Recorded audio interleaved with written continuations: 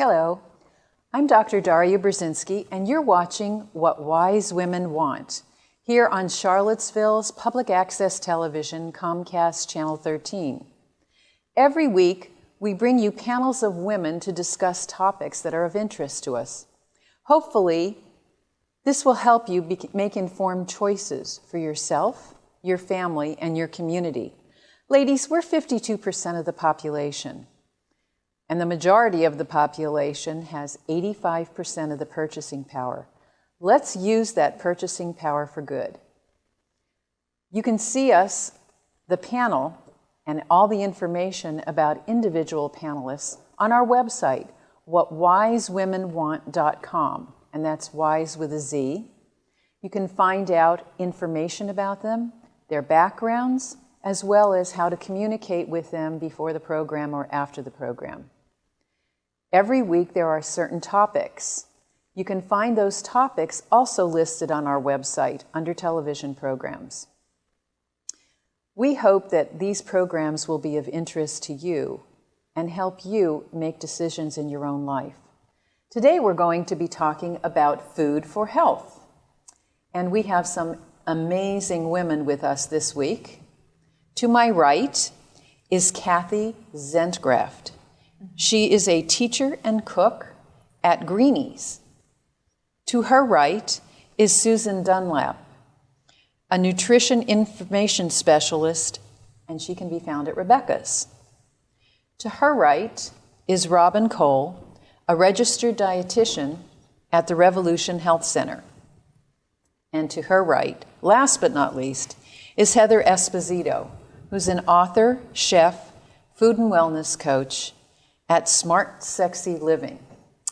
Okay, ladies, there is so much to talk about. I don't think we'll ever, food for health is just such an amazing topic with all of the food that is on the market today.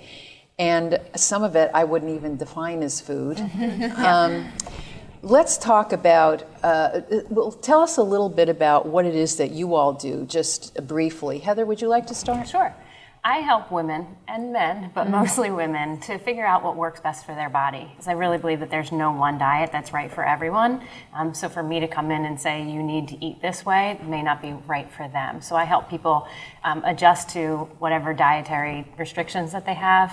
But I also do it in a way that is a little bit different. It's not about the food, but it's also about dealing with things emotionally too, because food and emotions are so tied together. You have a degree in... I have a master's in counseling. I also am a master NLP practitioner. So, well, we just wanted to let people know because I didn't say that, and I didn't want people to think that you were doing two things without having the ability to do it. Robyn, what is it that you do? I'm a registered dietitian at a private practice with 2 doctors, and we work together, us 3, as the primary care team, practicing a lot of alkaline nutrition, essentially. But really what we're doing is treating the patient holistically and using food and nutrition as a foundation for health and healing. Okay. Susan, how about you? Well, I work at Rebecca's Natural Food, and I've been there for 25 years now, and have been really instrumental in helping people understand the interplay between what the food that they actually eat and then the things that they don't eat and where they might need to supplement. So I'm in there to guide them when they look to the vitamin aisle, to the supplements, and say, all right, how can you be assured that you really are getting all the nutrition that you want? Okay. Kathy? I'm a mobile street food vendor. And but decided, I started Greenie's 3 years ago, but and when I first started, I cooked meat. And then I saw what was going on in the street food scene, and I thought, I don't need to do that. I'm Italian, I knew I could make a great Italian sausage sandwich, but I just thought it's not gonna help anybody for me to do that. So then we decided to be vegetarian, and then we had so many customers who came up who were vegan, and they said, if you just changed it this way and this way, it'd be vegan. So then we said, okay, we'll do that. And so that's our niche. Excellent. Vegetarian and vegan, and we just call ourselves creative vegetarian cooks. Okay, so you all have started talking about terms that people may not understand. So let's start with some terms. Robyn, you talked about alkaline. What does alkaline mean? Alkaline nutrition essentially can really cover a broad spectrum of any sort of diet theory. It's kind of the way I think about it. And really is what it's doing is it's filling your diet up with all these alkaline foods. Now, when you think about alkaline foods, you're really essentially it's plants. Okay. So we're talking about fruits and vegetables, dark leafy greens, and eliminating a lot of acid-forming foods that are really detrimental to our health, namely animal products, processed food, coffee, alcohol, sugar. So when you look at it kind of at a broad spectrum like that, really what we're talking about is plant-based nutrition and essentially veganism. But I feel like veganism is kind of a four-letter word in the food scene. You hear that word and people are like, oh. So I usually don't use that word. Okay. So, yeah, plant-based. So what's the difference then between vegetarian and vegan? Between vegetarian and vegan? Well, vegetarians will eat animal byproducts, where eggs and milk. And cheese. And cheese, Yeah. yes. But vegans will not do anything that has to do with any kind of animal. True vegans, because there's a difference, they won't even touch honey. Gelatin. Yeah, don't get me on this topic. It's not a good topic. I mean, they can be really very, very, and they're very serious and very dedicated about it. But there's different, almost different levels of people who I've who noticed are that, vegan. definitely. And so, but true vegans, it's a way of life. It's not just a diet. It's a complete way of life. Very political. Some people Yes. have said to me, I'm a vegetarian and I eat chicken. And Yes. I say, really? Okay. Yeah. So how does food support, let's say, okay, so we talked about being alkaline, and that means that there's a difference between alkaline and acidity. And so to be acidic is not to be a good thing. But most people eat foods, as you said, coffee and dairy foods and meat, make the body acidic. And so why is it important that we're not acidic? Why is it important that we're alkaline, Susan? Well, part of the reason is that our body actually works more efficiently when we're at just the right pH. And that just slightly above the acidity level, so where you're actually just a little alkaline, is where everything functions best. We have the least amount of toxicity, least amount of toxins being released in the bloodstream. And really what that requires is a lot of minerals. It's the minerals that are actually creating the alkaline condition. So if you're eating lots of mineral-rich food, then those minerals will buffer the acids that are already in the body, neutralize them, and then allow you to function on a basically a more efficient level. Okay, so we talk constantly about the immune system, you know, and supporting the immune system and all that kind of thing. Why is, you know, of course, alkaline, I'm guessing, and by the way, you can buy sticks in order to test your acidity from Rebecca's. You can get it from Rebecca's. It's a little simple thing. Yeah, it's a stick, Okay. and you can determine what your acidity level is and your alkaline level is. So how do foods support your immune system? How is eating food, you know, how does that help us? What does it do? Yeah. It's like, how doesn't it? Yeah. How doesn't it or does it? I mean, it either contributes Okay, to... wait a minute. Let's define food. How's that? That's the There we go. first. Let's Real define food. Yes. let's define real food. Yeah. Anybody? Something that grows out of the ground. Yeah. Something, I think of food, and when you think about processing, the least amount of processing possible. Now that's a better explanation because I was about to say a Twinkies ingredients come out of the Yes. ground, but We're it's talking not. about processing, and That's that questionable too. and that goes Right. for alkalinity, acidity too. The more processed something is, the more acidic it's going to be. Even if you're talking about cow's milk and you're talking about whey coming from a cow, you get whey from cow milk that literally just dripped out of the udder. That's actually alkaline forming. Now that doesn't get into the whole casein animal protein debate, but just talking from an alkalinity, acidity standpoint. But then you go process that milk and you pasteurize it and you bottle it and then that is Antibiotics, hormones, hormones, all all that, that's when it becomes acidic. So when you think about food, we're talking about the least amount of processing possible. Does that also include cooking? That's a To a process. degree. Oh, certainly. I mean, Yeah. if I steam my vegetables, that's processing them, right? Or if I'm, frying an onion in coconut oil, that's still processing it, right? It is. Yeah.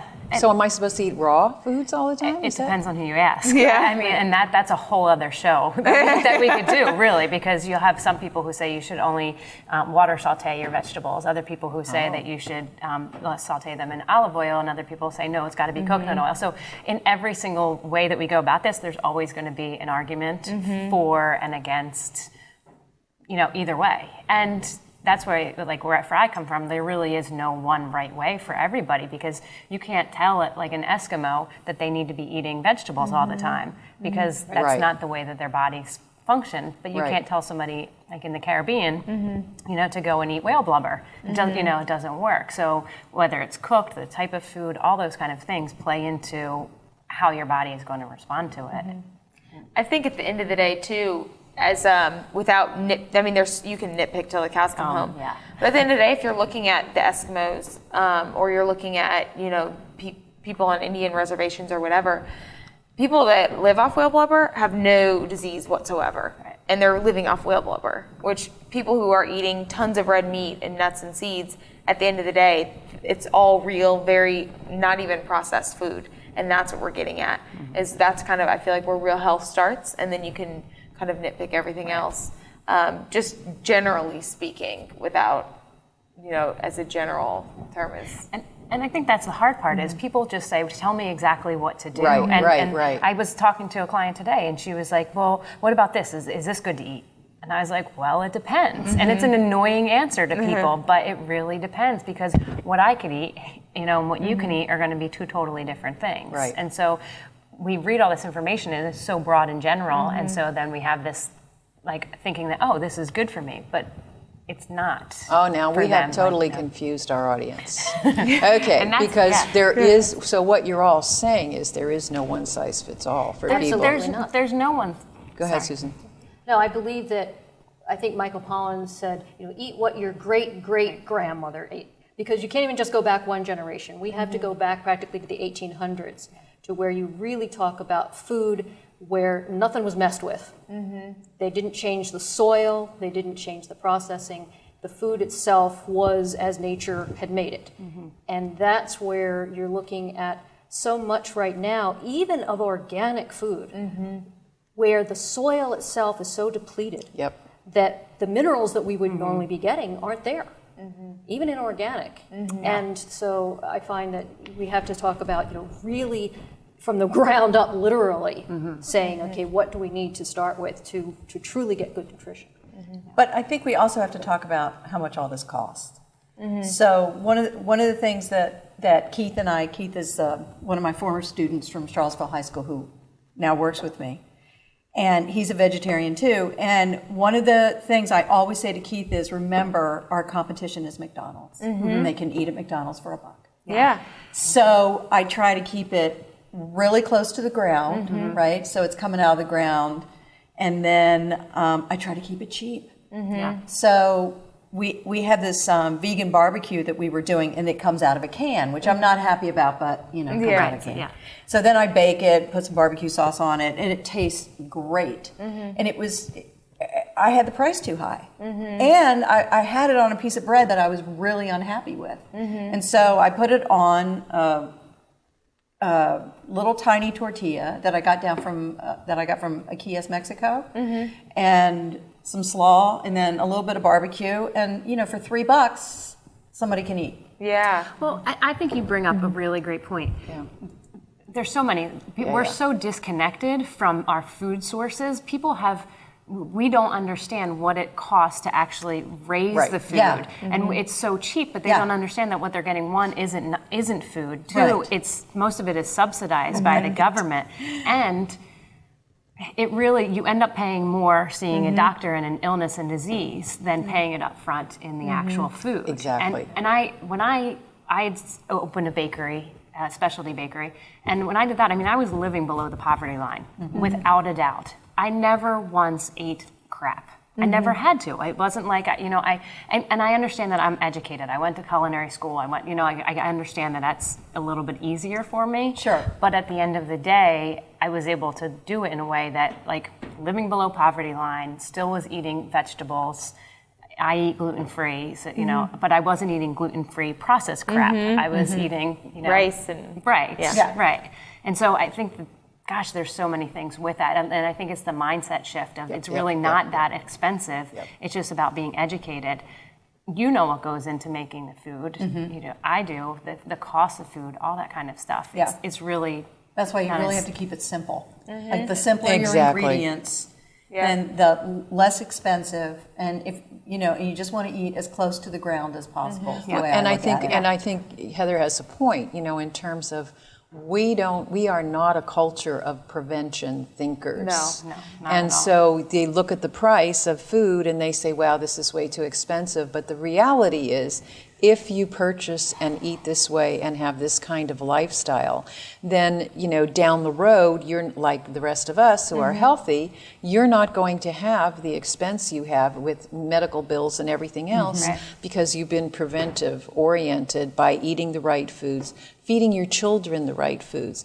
And what people don't understand is there are many, many studies now that have come out on generational kinds of issues. Gosh, absolutely. Yeah. And thankfully, places like Denmark have, hundreds and hundreds of years of research, have statistical data that they've kept over the years, that the environment, the food that you eat, all that kind of thing may not affect you, it may not affect your children, it may not even affect your grandchildren, but it may affect your great-grandchildren and their children. Well, and West and Price, it's it's literally one Yeah. generation. It is your children. And now it is. Right. Now it is. Well, even then, when he did it, that was the in the 30s. 20s. Yeah. The 20s and 30s. Yeah, So yeah. it really does impact. And that's, when people say, why are there so many issues? That, like I said, I had a specialty bakery. Everything was free of gluten, dairy, eggs, soy, corn, refined sugar. I saw the gamut of allergies and all of these kind of things. And people are like, why is it? And, going back to, it's the soil. People aren't getting the nutrients. Vaccinations. So many different things that play into it. Well, even the way wheat is being processed and genetically, we haven't even gotten into genetically modified foods. This is why people are having allergies. It has nothing to do with the food itself, but it has more to do with all the things that are being, it's processed. Frankenfood. Exactly. Frankenfood, yes. At the end of the day, we're an overfed and undernourished nation. Yes. That's the problem. Yes. And people, then there's a lack of education. So people come in, when I see patients in clinic, they have diabetes or something and they're not realizing that that is reversible. That diet can reverse those types of things. And that's not even an option for them. So it's not even, I wouldn't even blame a lot of people in this society. A lot of times it's a lack of education and a lack of empowerment. And modeling. Yeah, absolutely. And people think that they don't hold the power to heal themselves, and they do, regardless of what's happened to them. But at the end of the day, we're an overfed and undernourished nation. And the media has a lot. The media has a lot to do with that. We were talking about in generations. You look back in 30 years ago, when we started with the whole low-fat thing. Oh gosh. And that has just totally gone out of control with the increase in diabetes and sugar and obesity from all of the substitution of sugar for fat. And that has created in one generation an obesity rate that's unbelievable in our country. Well, you have to understand that it's, we're talking about one or two kinds of issues, but it's so many. I can remember in the 1950s, the Dairy and Cattlemen's Association had this marketing ploy where they had everybody had this food pyramid where everybody was supposed to drink 3 glasses of milk a day and eat cow and all that 3 times a day. No scientific data behind it, but they put it in every school. They let everybody go to a farm. We all ate ice cream. And all of a sudden now we have this obesity epidemic when we were pre-programmed from, and this is what they know, once you have a consumer as a child, you have a lifetime consumer. And it's very difficult to change those behavior patterns. Top that off with, and I know when I was growing up, on the kitchen table, we had this huge bowl of white sugar and a jar of Karo syrup. Yeah. So, it's, plus, when I think about it, if you go back to the birthing and taking children away from their mother's milk, in all of those formulas, it is full of sugar. Yep. So how can we, it's really, and I know as a therapist myself, transforming these people is, you're overriding all of this pattern that's may not even, it's generational. It's not just, in this one. And I want people to leave feeling encouraged, because it's such a heavy topic, and so many people are like, well, I just don't know, I can't. And I know for me, like, I was the worst eater, like box mac and cheese, grilled cheese, eggs. That was the extent. So when I said I was going to culinary school, my family laughed, literally. They're like, really? But what happened and what changed for me is realizing that sugar, when I ate sugar, I got depressed. And I connected those little dots and was able to say, let me just try for a week without it. And I saw how much better I felt without it. Had no idea what to do with that information because, what do you eat in the standard American diet? And now I can pass up anything, like all the things that used to allure me, it's not, and I don't feel like I'm being deprived. And that's it really comes into the whole mindset shift of people think like, oh, if I eat healthy, then, my life is going to be boring. And that's so not the case at all. And that's for me, like what smart, sexy living is all about, is having this wonderful, like exciting, vibrant life. Because it's not living life deprived, except of diabetes, obesity, cancer. Like, if you think, that's so what it is you're the idea that you can indulge. You can indulge. You have an indulgent. But you have to change the way they look at that indulgence because there is that pattern that people just want what they want and they want it so badly because life is hard. They only want what they know too. What's familiar. You can only crave what's familiar. And you have to kind of make. And people as well, they aren't realizing that sugar is an addiction just like cocaine is, just like heroin is. It affects the liver. And it affects stimulating those same. I'm an acolyte to that. It's stimulating those same receptors in the brain as heroin or cocaine or something. So people are wondering. It also stimulates the liver memory. Oh, too. absolutely. And fatty liver and all kinds of things like that. And people don't realize that it's not that they have this lack of willpower, but it's actually a physiological addiction. Exactly. And the palate can get changed. And I grew up in the Midwest with a mom who was a single parent, one of 5, on a teacher's salary. It can be done. I didn't grow up the healthiest eater, and I wouldn't eat what I ate 5 years ago today. But 5 years ago, I would never be eating what I'm eating now. So it's certainly, I think people also have to get down that this is a practice. And the more you practice, the better you get. And that it's something that I think if you can embrace it and actually enjoy it and just live with intention. If you're living intentionally to make the best choices for yourself you can every day, then and just focusing on that intention for that day, then it doesn't seem as overwhelming. The hard part is that everything social we do in this culture is around food.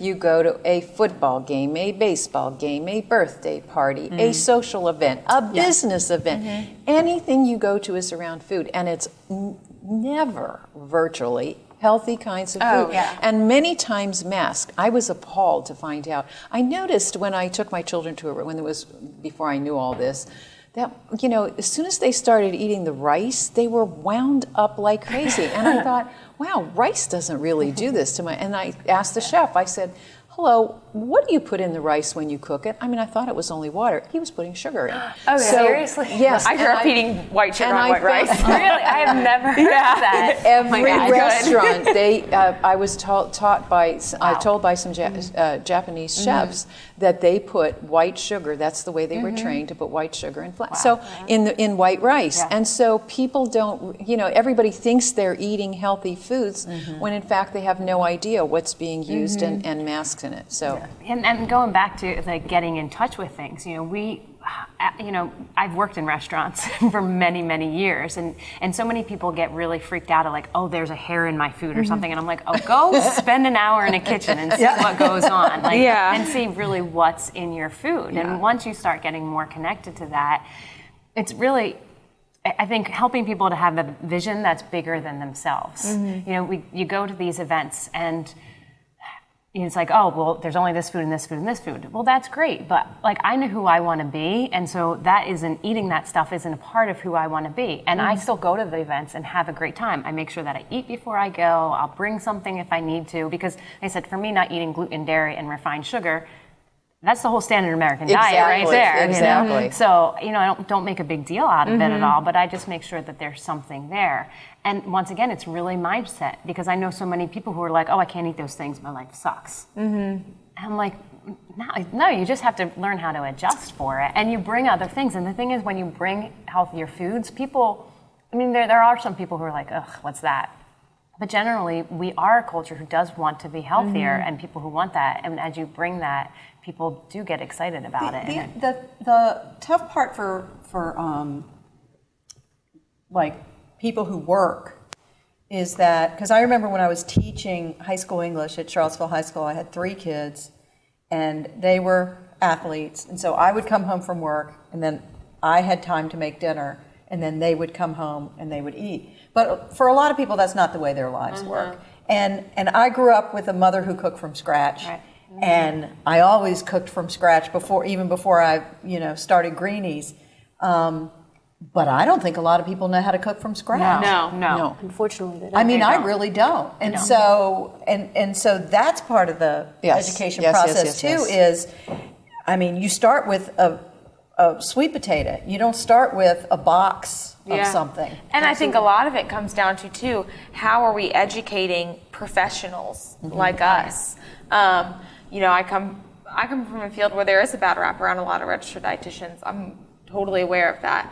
And I went to school with people who would come home and cook dinner, and these are interns or my peers, my colleagues in school, and they're making Kraft macaroni and cheese with smoked turkey sausage. Yes. And then you wonder where the gap is. Right. Yeah, I've met quite a few of those nutritionists. Where in this town. Where is the education? Or they're having meetings and there's a bowl of chocolate candy on the table. I go to a conference with fellow dietitians, and the breakfast is Yoplait yogurt and pastries, and I'm sitting here thinking, but we are the face of nutrition. Right. We're the educator. You're the model. You're the role model. One of the things is I always tell people, it's baby steps. Yes. You've got to start with something extraordinarily simple and easy and doable, and something that you can do just within a 2-week period. Right.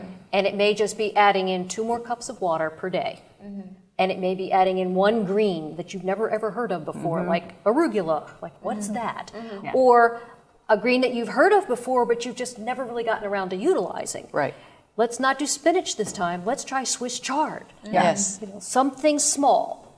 And the challenge I find in working with people, because they'll come to me and they're like, fix me. And I say, we're going to do baby steps. We're going to add things in. And it's just like putting braces on your teeth. It's slow process, but it's lasting versus, fixing, a break. And so people come to you and they're like, fix me right now. No, it's too much, And so that's where kind of the rub is how do you do that and help people to understand that it's slow changes? Well, you talk about things like New Year's resolutions. People make these huge amount of resolutions on New Year's Day, and 3 weeks later they've given up because it was too much. Exactly. So they have to start small. The thing is with change is that you have to want to do it, and you have to have the confidence you can do it. And if you've taken on all of this, you have zero confidence, but each one of those small changes is going to build confidence to make another change. Well, with that, you are watching What Wize Women Want, and we are talking about food for health. This is an amazing topic, and we could talk about it forever. There's so much to talk about. The women on our panel today are Kathy Zentgraft from Greenies. She's a teacher and cook. Susan Dunlap, a nutrition information specialist from Revolution Health Center. From Rebecca's. Sorry. Robyn Coale, a registered dietitian from Revolution Health Center. And Heather Esposito, an author, a chef, and a food wellness coach from Smart Sexy Living. Now, we started, you alluded to something, Susan, about the fact that no longer is our food really full of the kinds of vitamins and nutrition and things because the ground is depleted, our water is polluted, whatever the various kinds of things. let's talk about vitamins and supplements, because I think there's a lot of confusion around them. And, I'm not sure how reputable a lot of companies are that if I don't buy it in a health food store, sometimes in a health food store I consider reputable, that knows their products, I often wonder about those products themselves. Are we getting sugar pills as well? So can you talk a little bit about that? Sure, and the problem is that unfortunately, there are cheap ingredients out there, and so if a company wants to make a cheap product, they can definitely do that. And what is on the label will tell you a degree of what's in the product. It'll tell you the specific things that are in the product, but it won't tell you the quality of the material itself. So you can start with a product that has vitamin E, for instance, and it may say natural vitamin E on the label. But unless you notice that on the back it says 100% natural vitamin E, it could only be 51% natural and 49% synthetic. And so it can be very tricky. And that's why going to a place like Rebecca's, where we actually do the work of finding out behind the scenes what the companies do, what quality controls they have, makes a difference, because what you're going to get is something that actually is going to be really beneficial. Yeah. So there is a difference out there in the marketplace. So tell people what the difference is between vitamins, herbs, these different terms, because it tends to get confusing for people. The overall term is just supplement. Right. So that kind of covers virtually anything that you're going to be taking that's not in a true food form. Some people will even consider some types of teas to be a supplement because it's an addition to your regular diet. Right. But then you have your subcategories of herbs, which are going to be your plant materials. Then you'll have the actual vitamins themselves, of which these are particular substances that the body needs but doesn't make on its own for the most part. And those can be in capsule form, tablet form, liquid form, all these variations of that type. And then there are things that I kind of call just nutrients or supplemental foods, and those may be fractionated components of plants, which would be something like we might be familiar with bioflavonoids, a component that would be in citrus fruit, for instance. And not a vitamin in and of itself, but something that actually has a high antioxidant value. It's very helpful. Okay. So those are kind of subcategories within the larger context. And so these are the kinds of things we can do to, now, I have to admit that sometimes, a lot of the professionals say it's ridiculous to take supplements because all it does is end up in the bathroom. So, but it's the same thing. The same thing holds true for food as well, if you want to think about it that way. Right. So, that justification to me doesn't hold water in very many places. But so let's talk about how people can recognize. One thing that really, I used to say, really irritates me is I sit and watch people eat all this synthetic food, donuts, and all this junk food. And they don't get sick, or, except for one day they may drop over with a heart attack, and they have, they're obese in terms, the omentum is out here, so their stomach is protruding and all that kind of thing, and they keep right on going. What kinds of signs does the body show that there's something wrong? Oh gosh, there are so many signs. I mean, if we just go back to the sugar at first, like if everybody just looks at their hands, you can see on your fingernails, like if you see on your fingernails white spots on your fingernails, that lets you know that your body is getting rid of sugar. And usually it takes about 6 months for your fingernails to grow out. So depending on where those white spots are, will be an indication of when you had that sugar. And that's a sign. Your fingernails can tell you whether or not you have poor digestion or good digestion. Talk about face reading. I mean, traditional Chinese medicine goes on to reading the face. You see men with big bags under their eyes. That's typically kidney problems. And I'm not a doctor, and I'm not a traditional, but I've read into this and studied it enough, to know. A lot of times, if I see people with really rosy cheeks all the time, that means that they have blood sugar imbalances. So there's so many other things. For females, this is a huge one for females. Right before we get our periods, we break out right in here. So when you break out before you get your period, it means your hormones are all out of balance. We shouldn't have that. That's not normal. Right. So, those are just some of them. traditional Chinese medicine goes way into more depth where, there are people who can look at someone and be like, oh, you have just Right. by looking at their face. Yeah, I had that happen with somebody who was from Japan, and he looked at me and, all he did was look at my face, and he told me the various things that were wrong. This was when I was in my 20s. I said, wow, that's absolutely amazing. But you can look at the color, your hair texture, your skin, and from everything that I've studied, your health comes from the inside out. Everybody who constantly tries to put things on their face to have no pimples and things on their skin, in actuality it's from the inside out. It's how healthy your digestive system is, your colon, and all those things.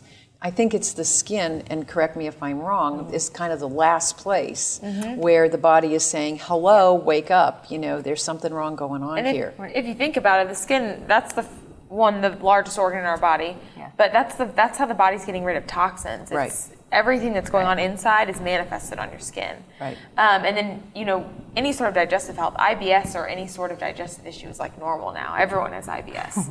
Well, that's Say what IBS is. Irritable bowel syndrome, or IBD, irritable bowel disorder, anything like that. That's almost normal, and it's because our health starts in your digestive tract.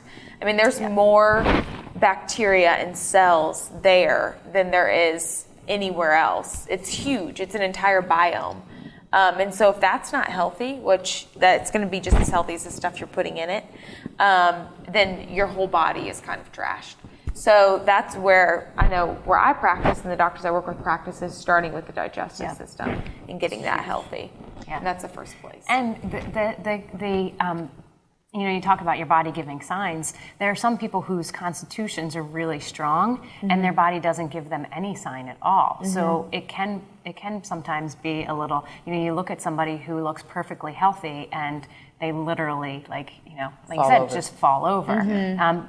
Somebody who's really well practiced can look at, like you said, you had that experience, can look at you and say, oh, da, da, da.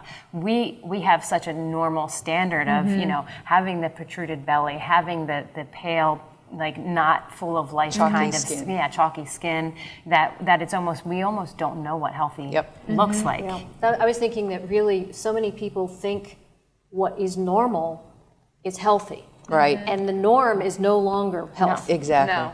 And we think, it's just a little old age in the joints, no problem, and I didn't get quite as much sleep as I should have had last night, but that's normal. Right. We just don't realize what it means to actually wake up refreshed, Yes. to really have energy, to have vitality. And that just isn't anymore, unfortunately, the true norm. Exactly. And why don't people want it is because when you're surrounded by a peer group of other people who are exhausted, other people who are overweight, other people who are sick, you start to make changes, you stand out, and then it's almost like your whole life has to change. So why bother? Because people don't want to do that. And I think a lot of it has to do with ignorance. Like, for example, when parents come to me and say, my child can't sleep, and the first thing I ask is, do you feed them before they go to bed? And what are they feeding them? A bowl of cereal or something. And well, that's going to keep them awake all night. It's full of sugar. So, and a lot of the information people are getting about food is from the television, from commercials.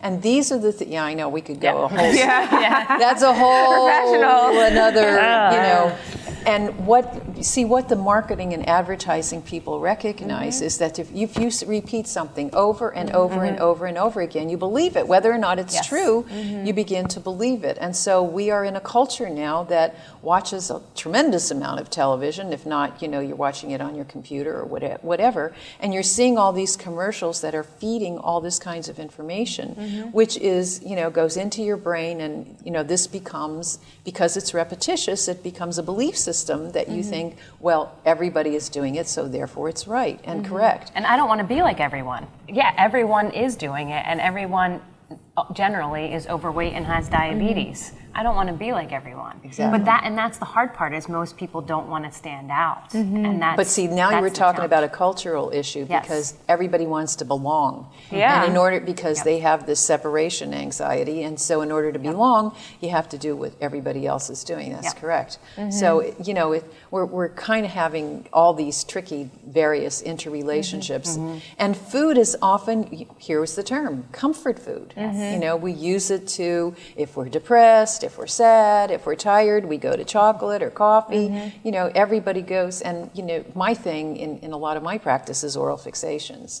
You know, people are constantly, well, it's true. You know, everybody has these oral, well, if you think about it, look at look at a beer bottle. You know, look at, you know, it all represents, what do we do with children?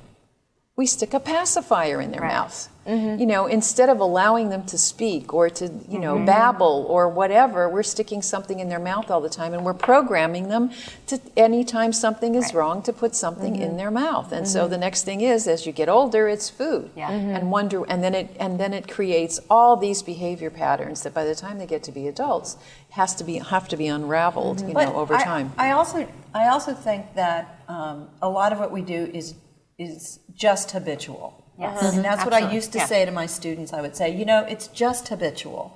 So if you want to form a habit, if you want to start smoking, if you smoke a cigarette every single day at 4 o'clock, and you do that for 21 days, or what's the magic number? 30. It's 21. 21, If you do that for 21 days, on the 22nd day, you're going to have a cigarette.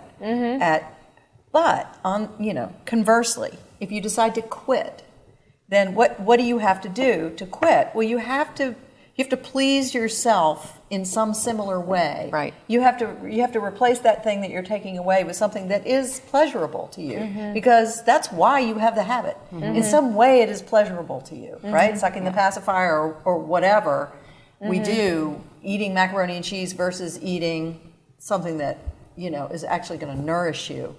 So that thing that you substitute for the habit that's bad has to be something else that's unfortunately people go from one addiction to another. I'd say we live in an addictive culture. And I think that at least what I've been learning lately through like, you know, I just said that learning NLP stuff, I've learned how to help people not take something, like how to take something that they were addicted to no longer craving it without replacing it with something different, but just changing their mindset around it. It's like, you know, these almost little like Jedi mind tricks. You know, I had a talk that I gave at Rebecca's about 2 months ago, and it was all about cravings.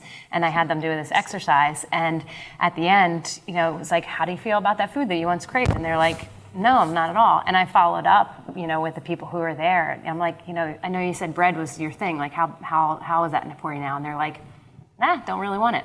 And one client, hers was Cheetos, and she's like, I could care less. And it's not about replacing it with something negative, but it's just giving the choice. Because when you have a food addiction, you don't have a choice. Like, you have to have it. Right. And you think about it, and you dream about it, and you become obsessed with it. And the more you don't have it, you know, the more it is grating for you. So there are ways to be able to really get over that addiction, mindset ways, without, you know, doing from like, okay, this drink to this drink, switching it over. There definitely are ways to do that. And I think not even just psychologically, but also like if our bodies aren't getting the nutrients and the vitamins and minerals that they need at the cellular level, if that cell isn't getting nourished, that's when all this craziness starts happening in the mind anyways.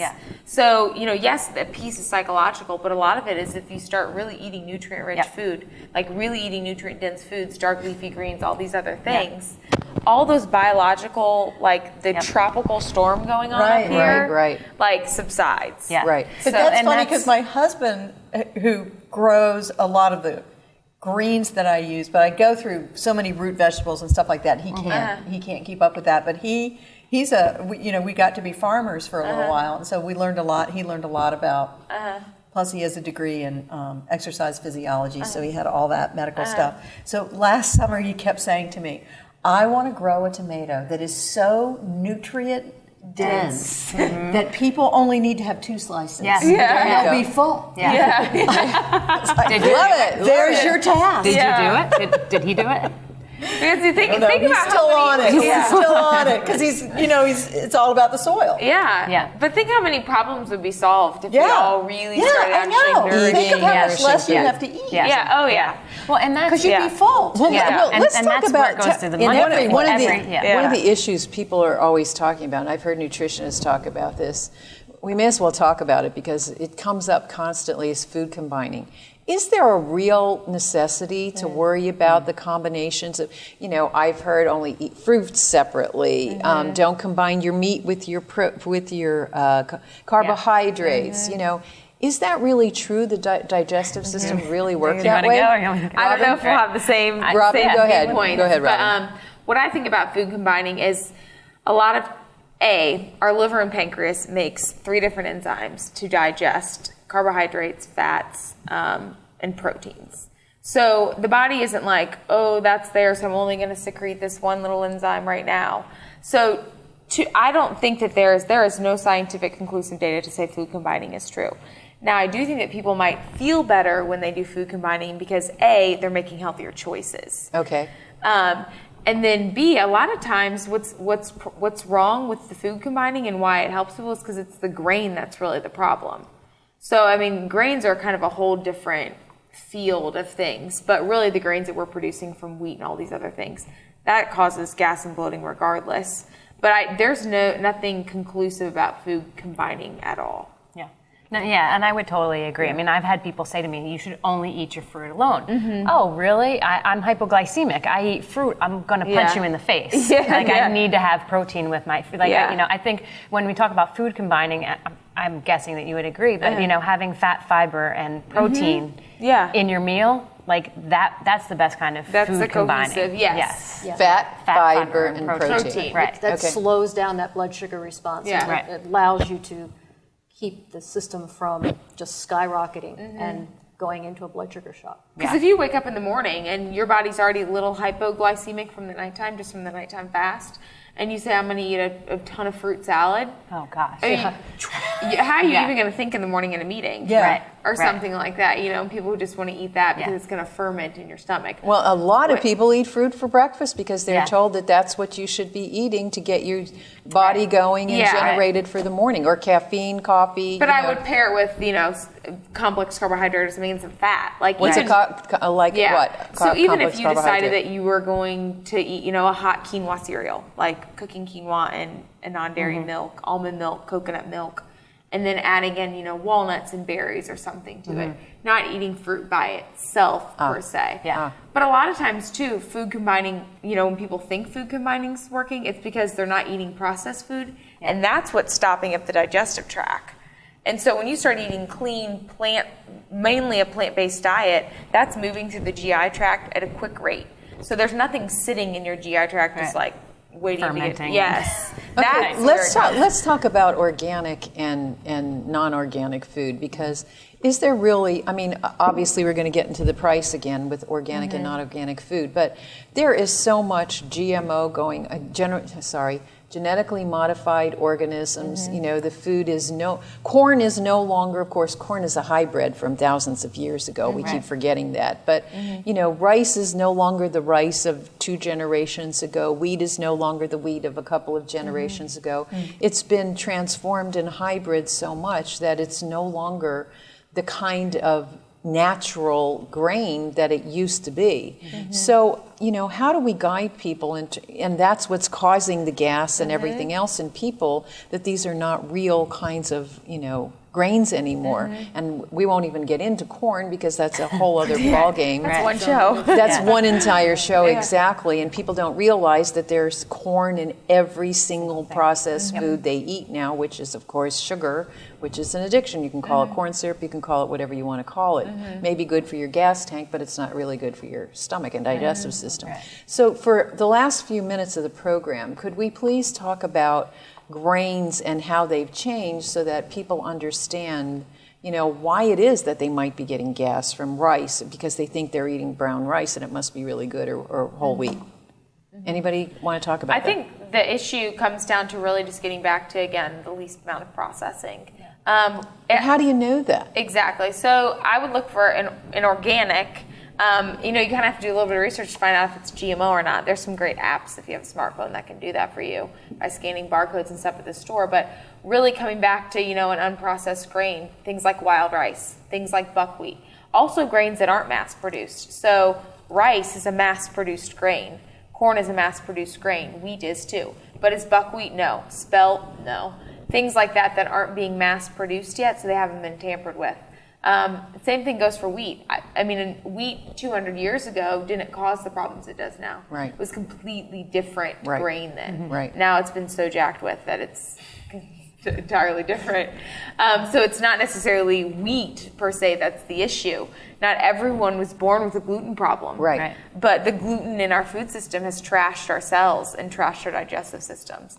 And that's the problem. So when you talk about grains, you're getting back to, the least amount of processing and probably ones that aren't part of those 5 big commodity crops that we see.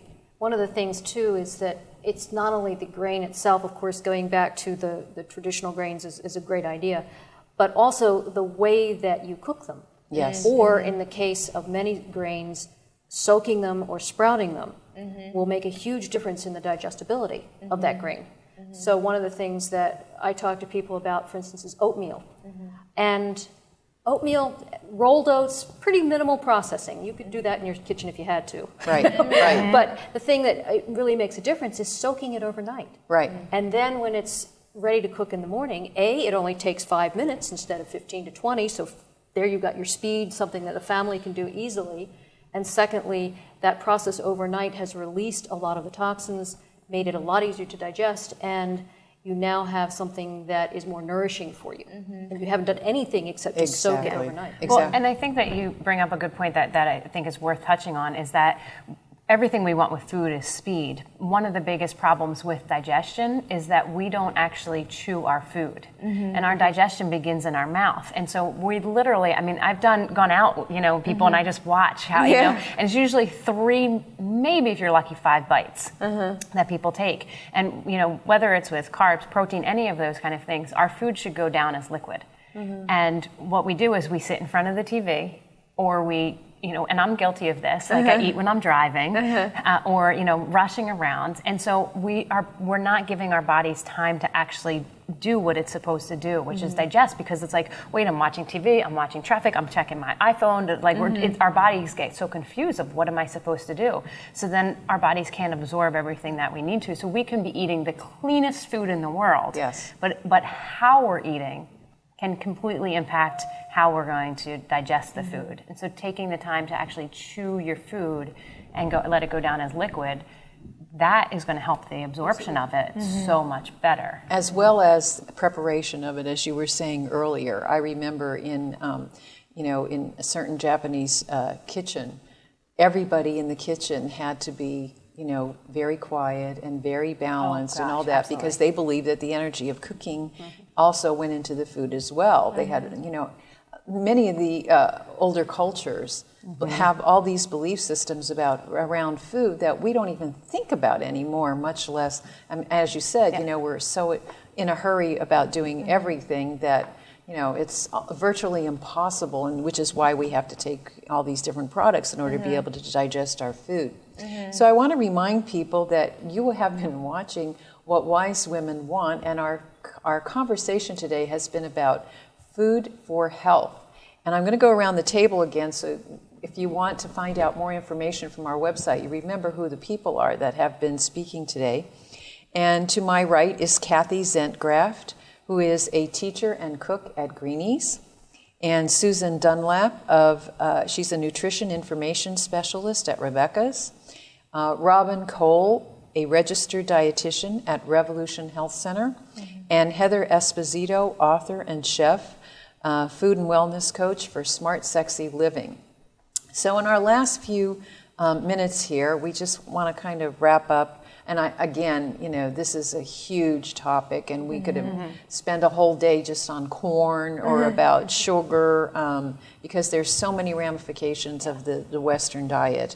And so if you'll just go around for, just a minute and talk, just kind of give us a summary or anything that you'd like to say to wrap up everything. Heather, you want to start? I would really want to encourage people that eating well is not drudgery, that it really is exciting and it's fun. And when you get a knife in your hand and know what to do with that knife, I can show you amazing things.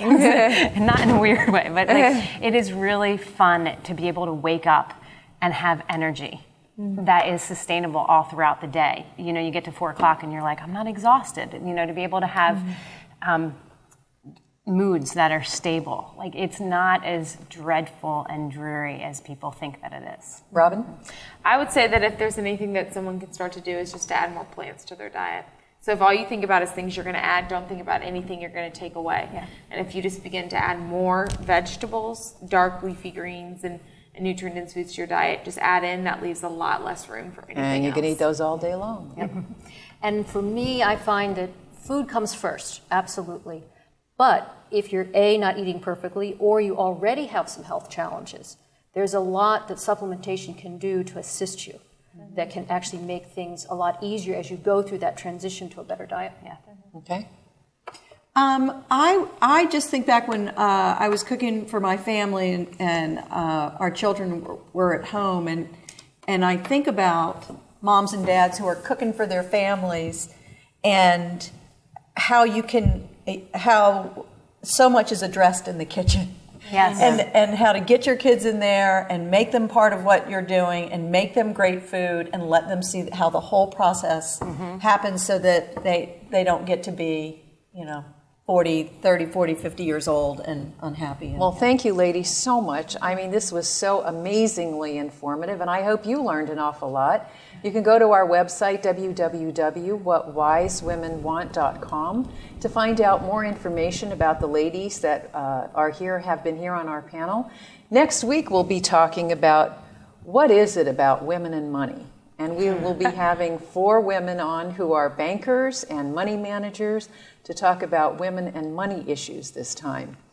Thank you for joining us, and we hope that you've learned something, a little bit about food, and we hope to be having this discussion again at some time in the future. And I want to thank our guests for all of their expertise and all of their information and informing us about this amazing subject that we virtually have to be re-educated in terms of learning about.